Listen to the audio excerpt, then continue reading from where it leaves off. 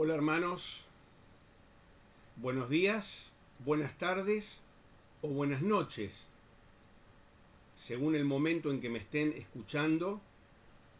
Es un gusto para mí estar compartiendo con ustedes este tiempo de abrir la palabra de Dios y meditar en ella. Como les dije, les quiero enviar un saludo a todos los que estén escuchando este mensaje, pero muy especialmente a dos congregaciones para las cuales yo he grabado este mensaje, y muy especialmente a ellos van dirigidas estas palabras. En primer lugar, quiero enviarles un afectuoso saludo a los hermanos de la iglesia en Mariló, en Bellavista, provincia de Buenos Aires. Le agradezco al hermano Héctor Yáñez, que me invitó y me da esta oportunidad de estar con ustedes a la distancia, compartiendo la palabra. Otro saludo también muy especial y muy afectuoso a los hermanos de la iglesia en Yonkers, una localidad muy cerquita a Nueva York, en Estados Unidos, un poquito más lejos de aquí de donde yo estoy, en Caseros, provincia de Buenos Aires. Y también les envío un muy afectuoso saludo a la distancia a los hermanos, y le expreso mi gratitud especialmente al hermano Sergio Calderón, que me ha convocado para compartir la palabra en este tiempo. Bien, realizados los saludos de rigor, vamos a introducirnos en el tema que yo quiero compartir hoy con ustedes. Quiero que meditemos acerca de la paz en la experiencia del cristiano. El secreto de la paz, tal como lo tenemos en la epístola del apóstol Pablo a los Filipenses, el capítulo 4, vamos a dar lectura a los primeros 9 versículos. Dice así la palabra de Dios en Filipenses 4:1. Así que, hermanos míos, amados y deseados, gozo y corona mía, estad así, firmes en el Señor, amados. Ruego a Evodia y a Síntique que sean de un mismo sentir en el Señor. Asimismo te ruego también a ti, compañero fiel, que ayudes a estas que combatieron juntamente conmigo en el Evangelio, con Clemente también y los demás colaboradores míos, cuyos nombres están en el libro de la vida. Regocijaos en el Señor siempre. Otra vez os digo, regocijaos. Vuestra gentileza sea conocida de todos los hombres. El Señor está cerca. Por nada estéis afanosos, sino sean conocidas vuestras peticiones delante de Dios en toda oración y ruego con acción de gracias. Y la paz de Dios, que sobrepasa todo entendimiento, guardará vuestros corazones y vuestros pensamientos en Cristo Jesús. Por lo demás, hermanos, todo lo que es verdadero, todo lo honesto, todo lo justo, todo lo puro, todo lo amable, todo lo que es de buen nombre, si hay virtud alguna, si algo digno de alabanza, en esto pensad. Lo que aprendisteis y recibisteis y oísteis y visteis en mí, esto haced, y el Dios de paz estará con vosotros. Versículo 7, lo leemos de nuevo. Y la paz de Dios, que sobrepasa todo entendimiento, guardará vuestros corazones y vuestros pensamientos en Cristo Jesús. Bien, evidentemente que el tema de este pasaje es la paz de Dios. Lo hemos leído muy específicamente en los versículos 7 y 9. La paz de Dios reinando en nuestro corazón es consecuencia de haber recibido la paz con Dios. La Biblia nos enseña que el ser humano está enemistado con Dios. Las desobediencias del ser humano, el pecado del ser humano, lo ha enemistado con Dios. La Biblia dice que el hombre vive en esta tierra de espaldas a Dios, separado de Dios, por un gran abismo. La Biblia dice que nuestros pecados han hecho una gran división entre Dios y nosotros. Es por esto que el Señor, Dios, quiso solucionar este tema.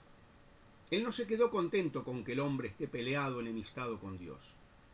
Dios quiso solucionar este problema y envió a su Hijo Jesucristo, Dios hecho hombre, Dios hecho carne, lo envió a este mundo para que nosotros pudiésemos tener la paz con Dios, para que nosotros pudiésemos estar reconciliados con Dios. ¿Qué nos toca a nosotros? Solamente reconocer nuestros pecados, arrepentirnos de ellos, confesar nuestros pecados a Dios, reconocer que Jesucristo en la cruz pagó una deuda que usted y yo teníamos. Esa paga del pecado, que es la muerte, la pagó, la cumplió, la agotó completamente el Señor Jesucristo yendo a la cruz, inocente, sin mancha, cargando allí mi pecado y tu pecado. A nosotros solamente nos toca aceptar esta obra de Jesucristo en la cruz, aceptar esta salvación gratuita que Dios nos ofrece a través de su Hijo Jesucristo, crucificado, muerto, sepultado y resucitado para nuestra salvación. El Señor Jesús allí en la cruz, llevando nuestros pecados y muriendo en nuestro lugar, nos compró la paz con Dios, nos reconcilió con Dios. Solo nos toca a nosotros reconocerlo y aceptarlo por la fe. Decirle a Dios: reconozco que estoy enemistado, que estoy viviendo lejos, que estoy de espaldas. Quiero reconciliarme contigo.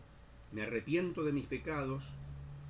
Acepto a Jesucristo como mi Salvador, como mi reconciliador, y quiero esa paz.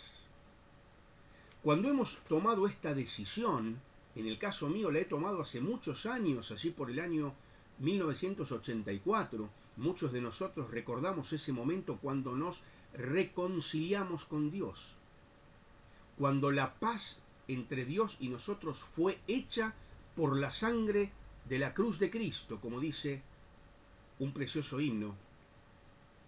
Recordamos ese momento. Y como consecuencia de haber recibido esta paz con Dios, esta reconciliación con Dios, de volver a ser amigos de Dios, de pasar a ser hijos de Dios por la fe en Cristo, una vez que nosotros hemos arreglado nuestras cuentas con Dios y estamos en paz con Dios, no por nuestras buenas obras, sino por recibir por la fe la obra completa y todo suficiente de Cristo en la cruz, una vez que hemos arreglado estas cuentas con Dios, Dios nos promete su paz en nuestro corazón, que su paz va a reinar en nuestro corazón. Que como consecuencia de la paz con Dios tendremos la paz de Dios, disfrutándola en nuestra vida diaria. Como consecuencia de haber hecho la paz con Dios, disfrutaremos de la paz de Dios reinando en nuestro corazón. Ahora, esto no es algo automático, queridos hermanos. El Señor quiere que su paz reine en nuestro corazón. La realidad es que muchas veces eso no sucede. La realidad es que podemos perder la paz de Dios. No la paz con Dios, que ya fue hecha por Jesucristo. La recibimos por la fe y nunca más la perdemos. Pero podemos perder la experiencia de la paz en nuestra vida diaria.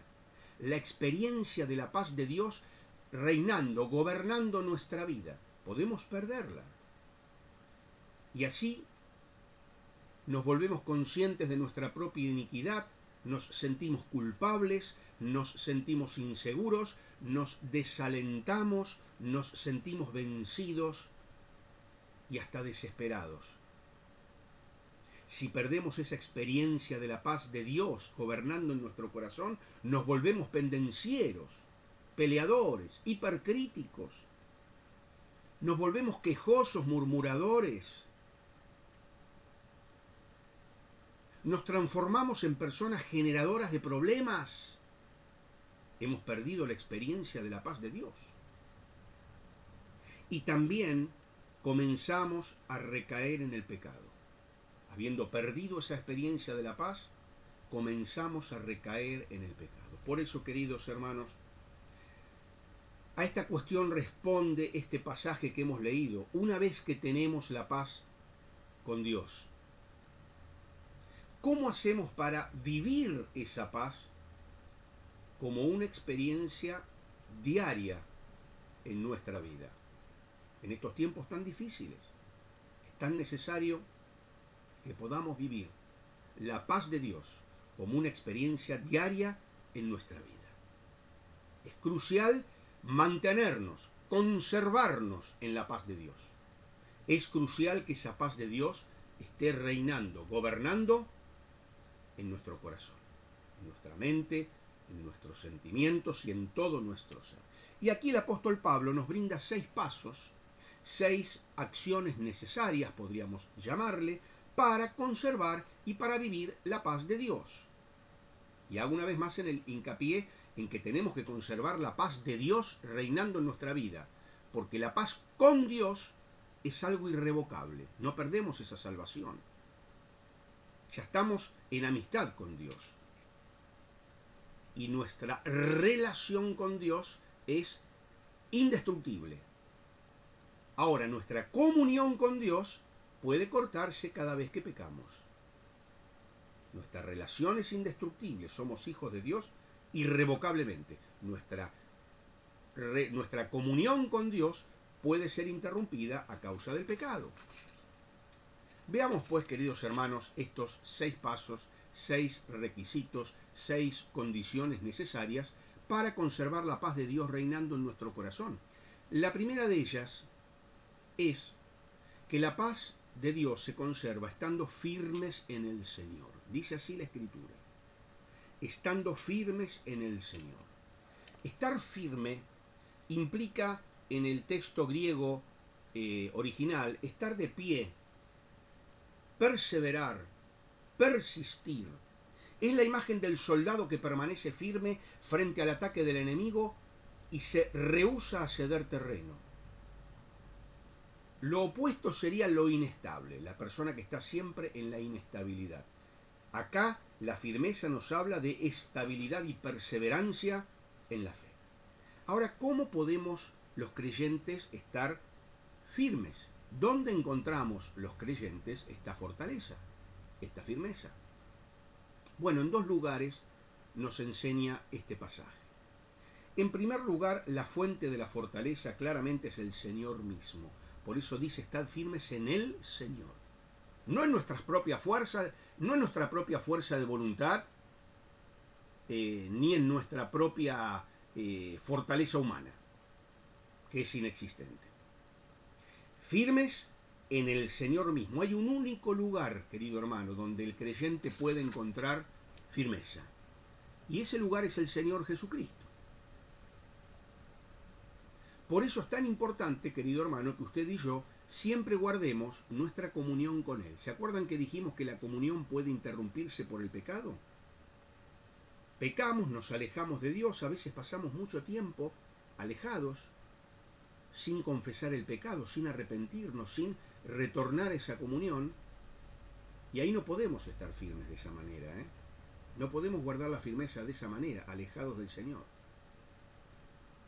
Por eso usted y yo vamos a caer, vamos a pecar, pero es tan importante que enseguida, cuanto antes, pidamos perdón a Dios, nos reconciliemos con Él, restablezcamos nuestra comunión con Él, le confesemos el pecado, Dios nos perdona, la sangre de Jesucristo nos limpia de todo pecado, y Dios otra vez, entonces, está en comunión con nosotros. Es importante entonces, para estar firmes, tener comunión consciente y constante con Cristo. Una buena regla mnemotécnica, todas letras C. Comunión consciente, porque esto es un ejercicio de la mente. Comunión consciente y constante con Cristo. Hablar con Él durante todo el día, ser conscientes de su presencia.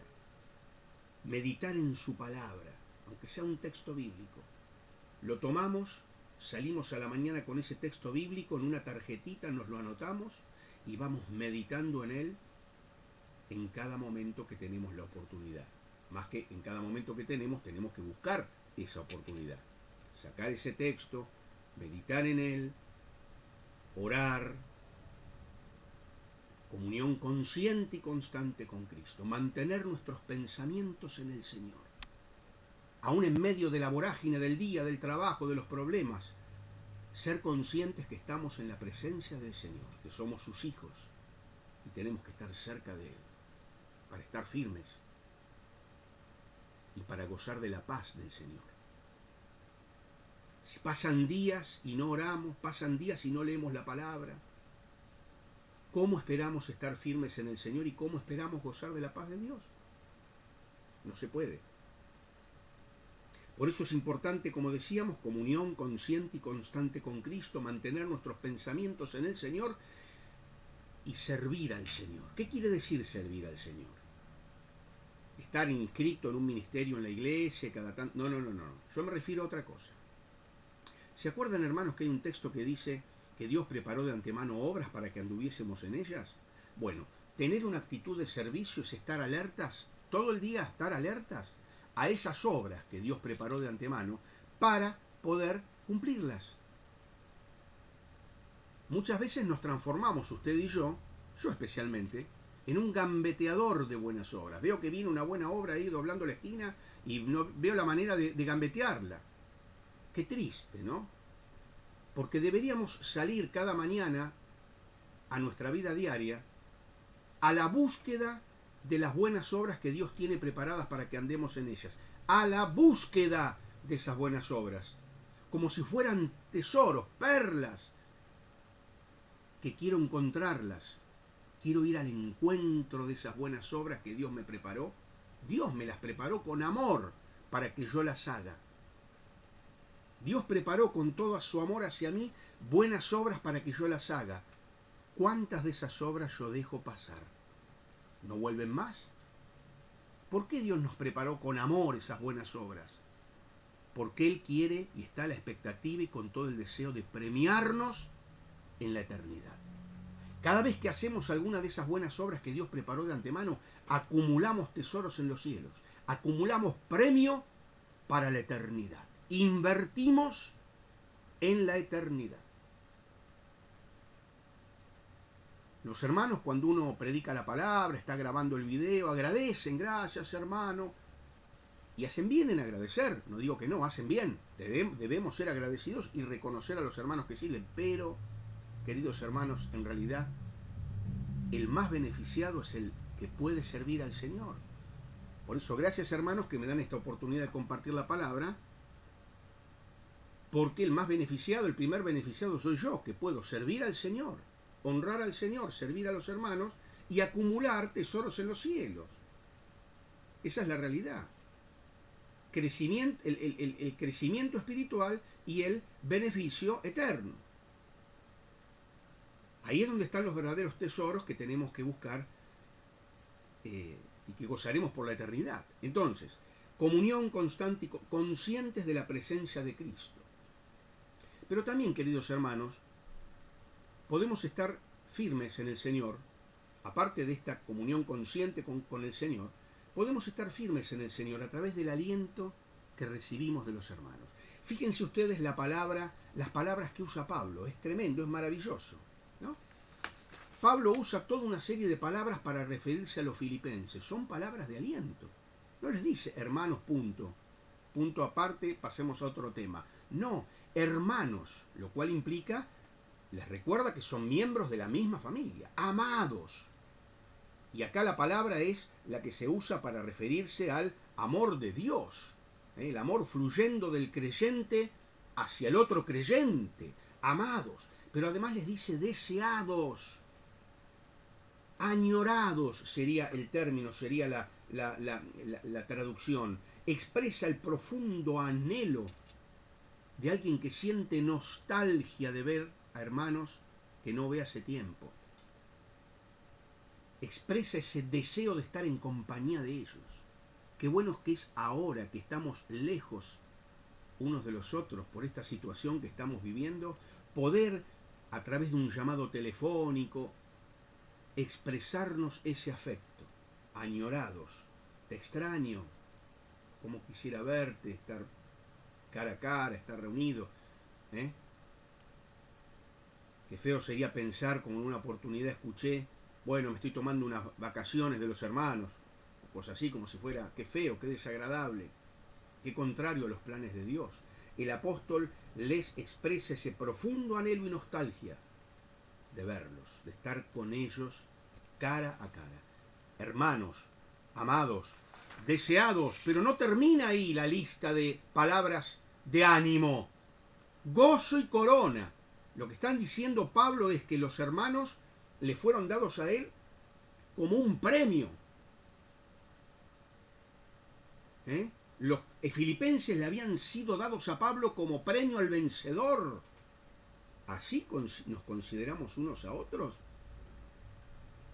¿Como un premio? ¿O como una carga? ¿O como un castigo? A veces decimos, uy, este hermano me lo puso el Señor para desarrollar mi paciencia. Como si dijéramos, este hermano es un castigo de Dios. Una carga. Oh. Acá Pablo dice lo contrario. Dice, ustedes son mi gozo y mi corona, son mi premio. Qué bueno es poder animar a otros con estas palabras. Pero qué bueno también es estar nosotros dispuestos a animar a los demás. Saben, queridos hermanos, el deber de cuidado en la iglesia no es solamente de los ancianos, de los pastores. El deber de cuidado y de pastoreo nos corresponde a todos, pastorearnos unos a otros, cuidarnos, alentarnos. Es muy lindo estar predispuesto a ser alentados. Tenemos derecho, en cierto modo, a ser alentados, porque la palabra lo dice. Pero, ¿saben? Es muy importante tomar conciencia que usted y yo somos responsables también de la firmeza de nuestros hermanos y tenemos la responsabilidad nosotros de alentar. No solo siempre esperar como los pajaritos, los pichones con la boca abierta que esperan ser alimentados, siempre chiquitos, siempre pequeñitos, siempre demandantes, quiero. No. En algún momento tenemos nosotros que ser conscientes que nosotros también tenemos que dar y tenemos que venir a la iglesia y plantarnos en la vida cristiana asumiendo la responsabilidad nosotros también de alentar al otro. No solo siempre esperar ser alentados, que me llamen, que me atiendan, que me cuiden, que me alimenten en una postura pasiva, infantil, eternamente infantil. Cuidado, hermanos. Tenemos que asumir nosotros la responsabilidad de alentar a los otros hermanos. Somos responsables de la firmeza del otro, alentándolo. Somos responsables de que en el otro reine la paz de Dios. Entre otras cosas, alentándolo. La firmeza está en el Señor Jesucristo, en su persona, en comunión con Él, y también en el aliento mutuo que nos podamos prodigar unos a otros. En segundo lugar, se mantiene la paz de Dios reinando en nuestra vida cuando guardamos la unidad. No se puede estar en paz con Dios y en guerra con los hermanos al mismo tiempo, dice Barclay.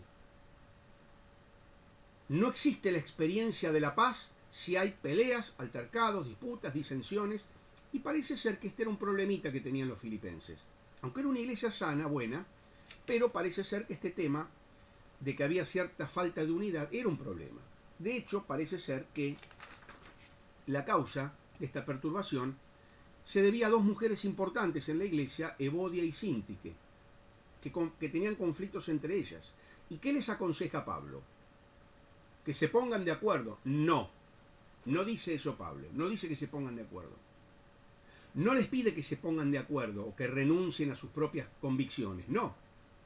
Lo que les pide es que refuercen su relación con el Señor, que se pongan en sintonía con el Señor.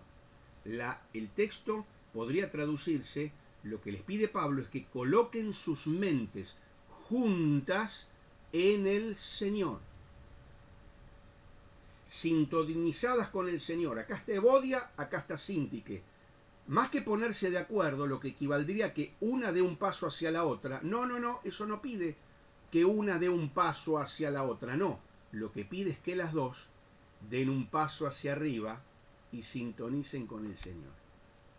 Y si sintonizan con el Señor, la consecuencia va a ser el acuerdo y la paz entre ellas. Entonces, lo que les pide es que sientan lo mismo en el Señor. Ambas debían dar un paso, más que una hacia la otra en sentido horizontal, hacia arriba.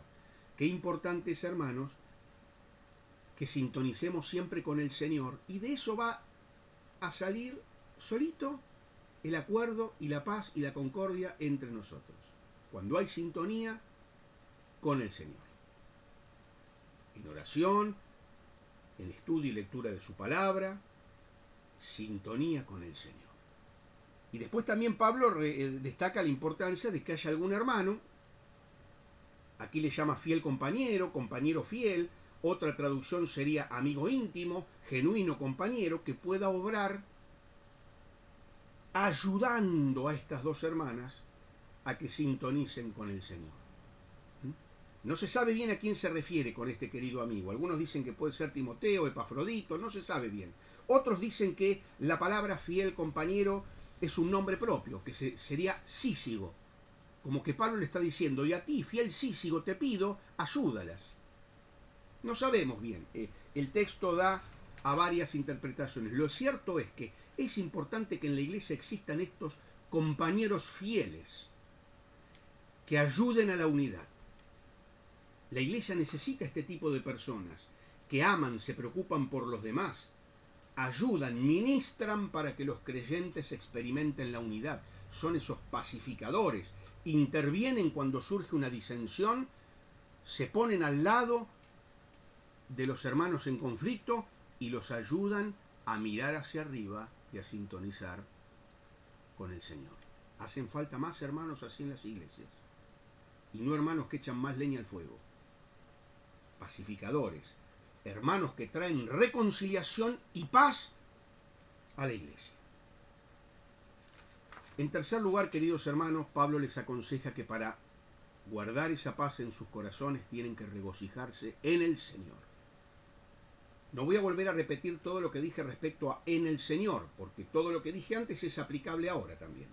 Pero ¿cómo se puede obligar a alguien a estar gozoso si las circunstancias que está viviendo no son propicias? ¿Se puede mandar esto como una orden? Claro, si el gozo del Señor fuera un simple sentimiento o emoción, no se podría mandar. Porque nadie puede mandar sobre los sentimientos ni de uno mismo, ni menos en los sentimientos del otro.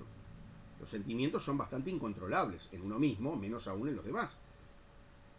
Ahora, el gozo del que habla Pablo no tiene relación alguna con las circunstancias exteriores, ni con los sentimientos, ni con las emociones, que son cambiantes y variables. El gozo que está pidiendo Pablo tiene que ver con algo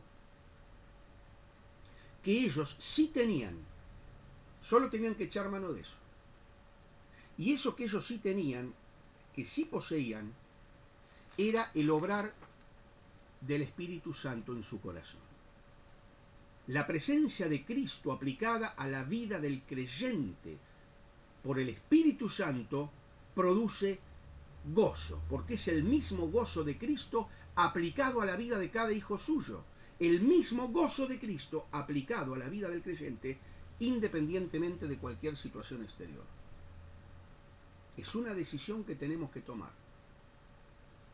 Y para ser bien práctico, ¿cómo puedo yo o cómo puede usted tomar esta decisión de estar gozoso aunque los sentimientos no acompañen? Y aunque las circunstancias exteriores no acompañen. Una de las maneras es tomando la decisión de dejar de quejarnos. Dejar de quejarnos. Tomar la decisión de estar gozoso aunque los sentimientos no acompañen. Confiar en el Señor, estar estables en el Señor, decirle al Señor, por más que no me siento gozoso, por más que estoy triste, por más que estoy enojado, por más que estoy preocupado, por más que las circunstancias me son adversas, me sostengo en ti, quiero estar gozoso, proclamo que el gozo del Señor reina en mi corazón y así lo expreso. Me dejo de quejar, abandono todo intento de queja, todo intento de pesadumbre, de expresar permanentemente sentimientos e ideas negativas. El gozo del cristiano, si el gozo del cristiano dependiera de nuestros alrededores, dice MacDonald, sería tan incierto como una vela ardiendo sin protección en medio de ráfagas de viento. Imagínense con la velita ahí en medio de las ráfagas. Cuán incierto.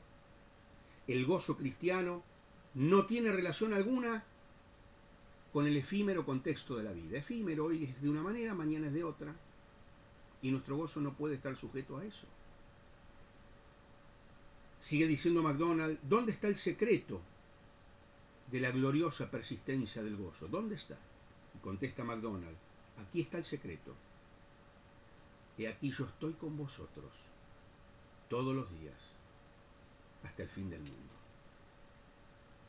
Cuando somos conscientes de esa presencia de Cristo en nuestra vida, el gozo y la paz reinan en nuestro corazón.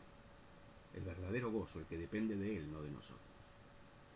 Pero me apuro un poquito, hermanos, porque realmente el tiempo se está acabando y hay mucha riqueza en este pasaje. En cuarto lugar dice, vuestra gentileza sea conocida. ¿Qué quiere decir esto de gentileza? La palabra podría traducirse como moderación. Es una palabra de difícil traducción. El sentido es este. Este es el sentido. Esto que tiene que ser conocido por todos es una característica, una condición de aquella persona que no insiste siempre en sus derechos personales. No insiste siempre y todo el tiempo en sus derechos personales. El contraste marcado es con el discutidor, con el generador de contiendas, con el que siempre está queriendo hacer valer sus supuestos derechos, con esa persona que llega a un lugar, golpea la mesa y dice, acá estoy yo,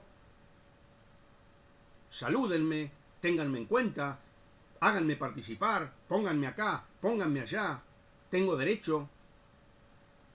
Y se ofende, esas personas que se ofenden por cualquier cosa, acá es lo opuesto. Es la característica de aquel que no insiste siempre en sus derechos personales. Es la característica de esa persona que no está siempre pendiente de sus prerrogativas y de sus derechos personales. Porque esa persona que siempre está pendiente de sus prerrogativas, de sus derechos, jamás va a poder experimentar la paz de Dios. Jamás. Matthew Henry y La Cueva dicen que esto podría traducirse como lo mesurado, una actitud cristiana de condescendencia de los demás, condescendencia con los demás, compasión, comprensión, ponerse en el lugar del otro, no estar siempre luchando y bregando por los propios derechos. MacDonald lo traduce así, qué interesante este término, disposición a ceder. Si yo no quiero pelear por mis derechos, estoy dispuesto a ceder. Si yo estoy dispuesto a comprender la situación del otro, ponerme en el lugar del otro y estoy dispuesto a ceder, el resultado va a ser la paz en mi corazón.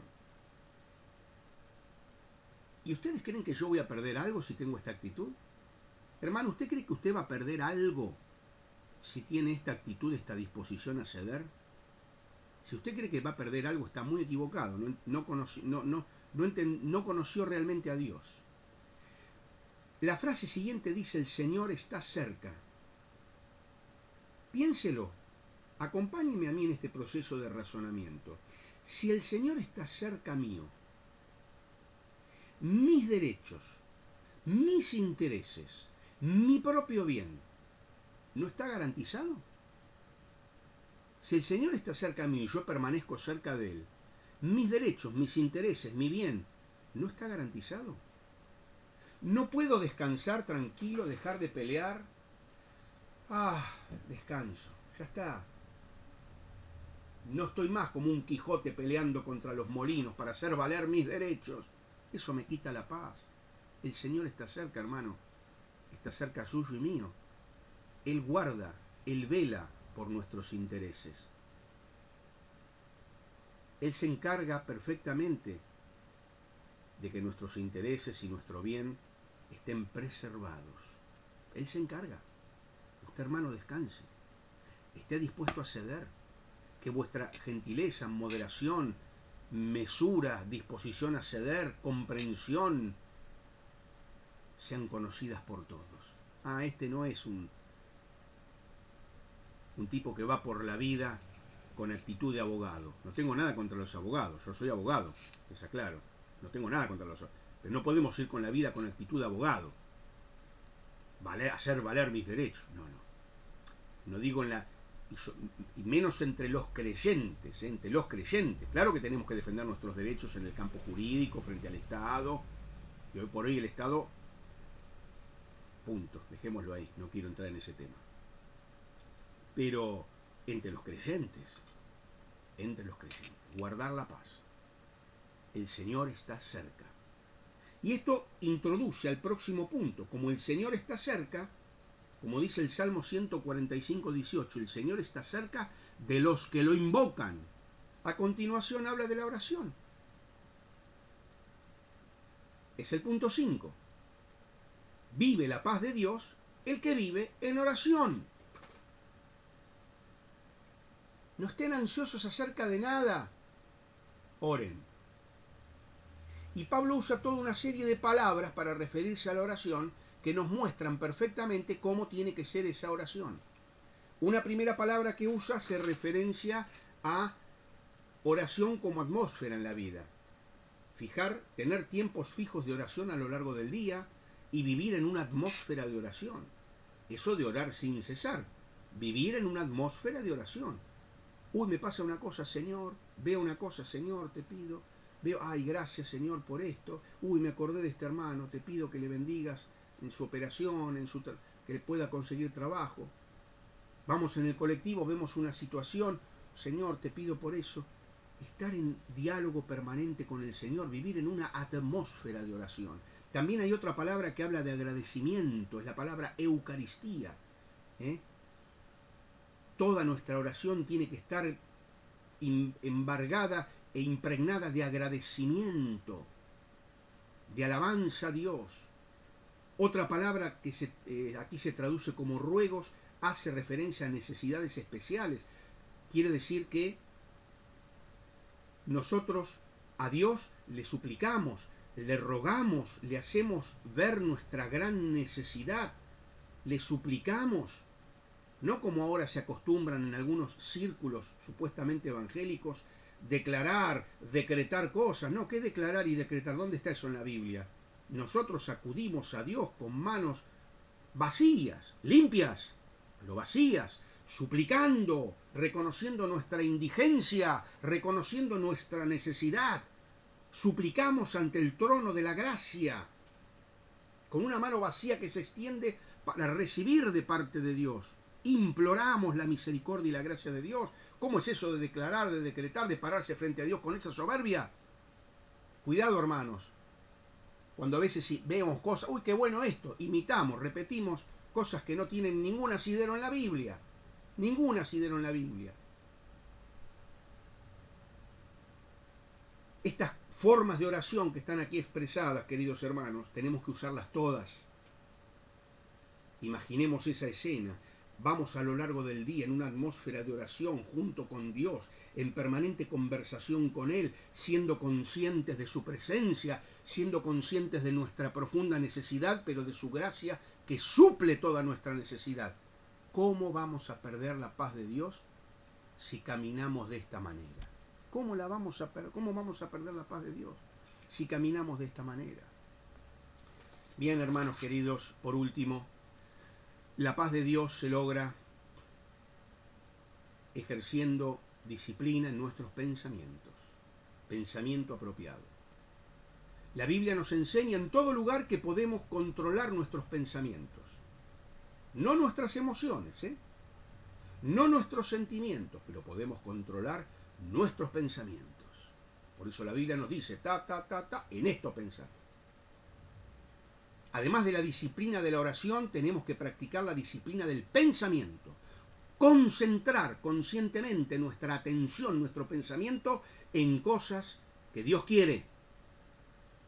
Pablo se quiere asegurar de que los filipenses se concentren en cosas que valen la pena y que preservan la paz en nuestra vida. Quiero rápidamente decir las palabras que usa aquí Pablo. Tenemos que estar pensando, concentrando nuestros pensamientos, que son los que luego van a forjar nuestra conducta. Pensar, actuar y sentir, ese es el orden, Nosotros hacemos todo al revés, ponemos el sentimiento arriba. Pensar, pensamientos correctos, bíblicos, incorporar la Biblia en nuestra cabeza, programar nuestra mente con la palabra de Dios. leerla, meditarla, estudiarla y memorizarla. Grabar en nuestra mente la palabra, leerla, oírla, estudiarla, meditarla y memorizarla. Esos pensamientos correctos van a dar origen a conductas correctas y el sentimiento va a ser algo que resulte de eso, como resultante de eso. Pienso, actúo y siento. Ese es el orden, ese es el orden. Bien. En concreto, en suma, tenemos que controlar nuestros pensamientos en todo lo verdadero, concentrar nuestro pensamiento en lo verdadero, lo real, lo genuino, no lo que nos ofrece el mundo, que es engaño, ilusión, fraude. Nuestro pensamiento tiene que estar en lo verdadero, en las realidades espirituales, en las cosas que realmente valen, en la verdad, los valores que nos propone Dios. Eso es lo verdadero. Habría mucho para decir, hermanos, pero ya se me acabó el tiempo, discúlpenme. En lo honesto tenemos que centrar nuestro pensamiento. La palabra que se refiere a honesto es lo altamente respetado, lo altamente reverenciado. La palabra se usaba de los dioses y de sus templos. La palabra honesto, semna en griego, describe a una persona que se mueve en el mundo como si estuviera en el templo de Dios. Solemnidad, algo tremendo. Claro, algunos dirán, pero no puedo estar todo el tiempo pensando en esas cosas, solemnes, grandes, reverentes. Está bien, obviamente. Pero saben, el creyente maduro tiene una tendencia a pensar en esas cosas. Tiene una tendencia. Y eso se ve mucho en la conversación. Si vos estás en una conversación y la conversación más reverente, más digamos, digna que se te ocurre es hablar del resultado del partido o hablar de cuántos infectados hay de coronavirus, y bueno, digamos, en algún momento tenés que decidirte a poner tu mente en las cosas de Dios. La salvación de las almas, el servicio al Señor, la necesidad de una vida de santidad. Es decir, no vamos a estar todo el tiempo pensando en esto, pues nos explota la cabeza, pero el creyente maduro tiene una tendencia a pensar en estas cosas grandes. Lo contrario a esto, dicen los estudiosos del griego, sería las cosas baratas y vulgares. Baratas, vulgares, las cosas comunes. El cristiano centra su mente, se concentra en cosas serias, graves, dignas, importantes, nobles. Esas cosas que requieren un ambiente de solemnidad, de silencio, como cuando celebramos la cena del Señor. En algún momento tenemos que hacer un momento de silencio, de solemnidad, de serenidad, para poder concentrar nuestra mente en lo grande, en el Señor Jesucristo, en su magnificencia, en su gloria, en su santidad, en su bondad, en su gracia y en todos sus atributos preciosos. Y eso requiere de un ambiente de solemnidad, de silencio, de recogimiento, no de dispersión, de bla, bla, bla todo el tiempo, ¿no? Es importante para pensar en esto, el entorno, el ambiente, es importante. Después dice que tenemos que pensar en todo lo justo. Acá justo hace referencia al comportamiento adecuado hacia Dios y hacia el hombre. Los antiguos definían la justicia como la voluntad constante de dar a cada uno lo suyo, lo que cada uno le corresponde. Y estar pensando en lo justo es estar pensando en qué le debemos a los hermanos, qué servicio podemos prestar a favor de ellos y sobre todo, qué servicio merece Dios. Eso es pensar lo justo.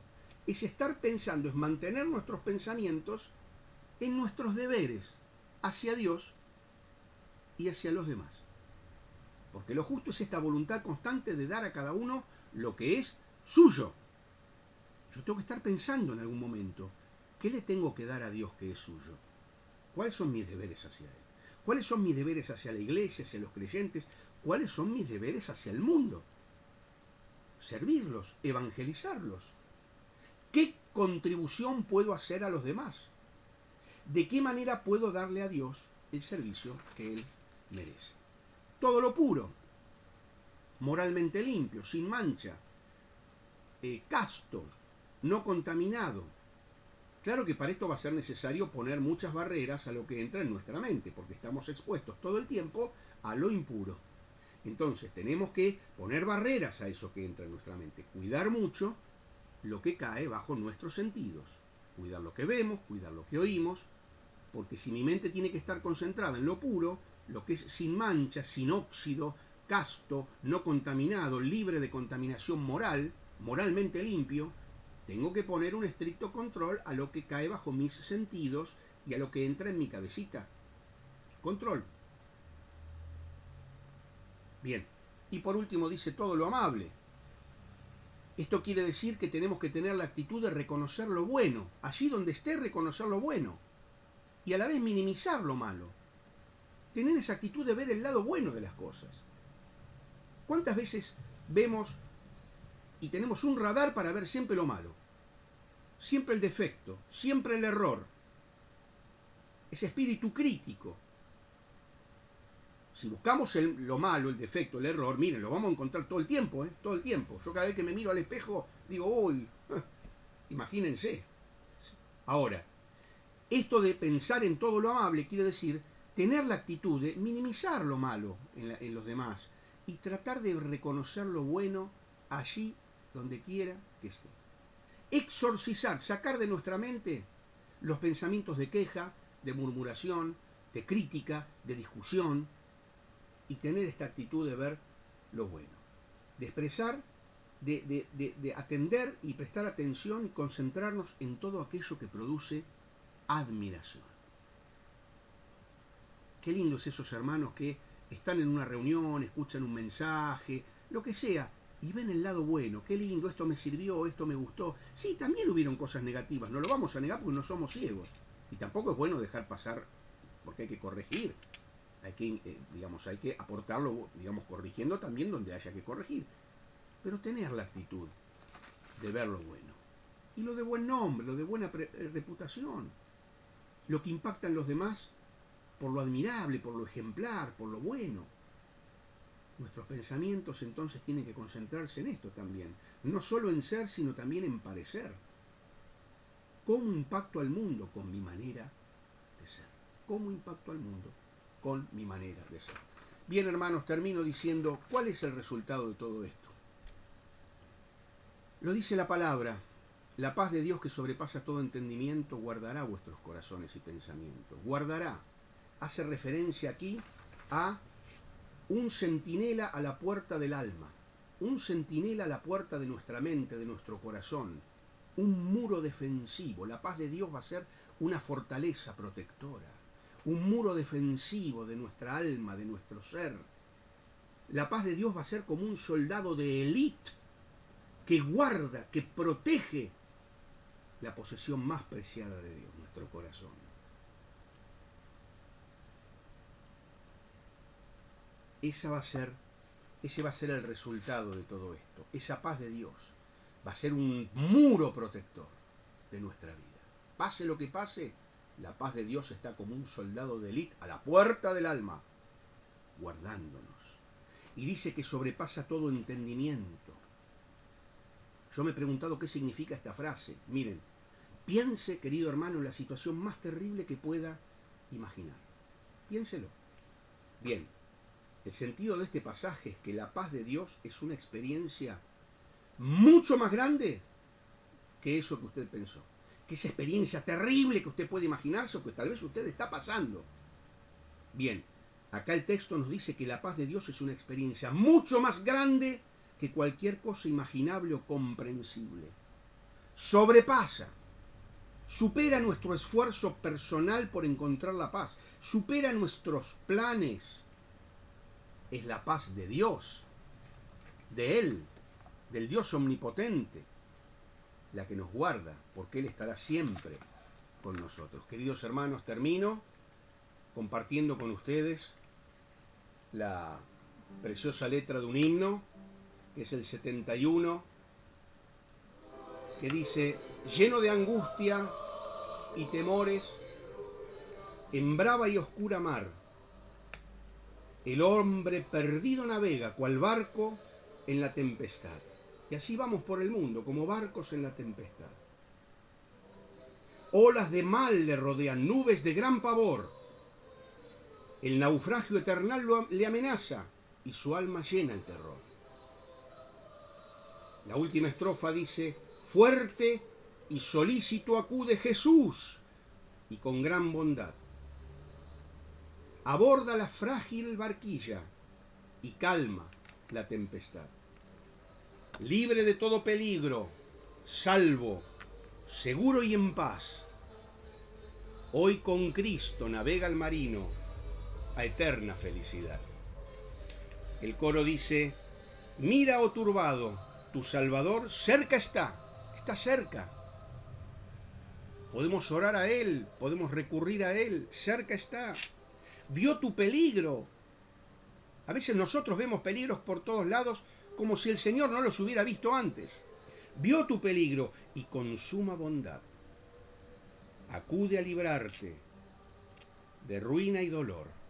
Domina los vientos, las nubes y el mar y te abre el puerto del bienestar.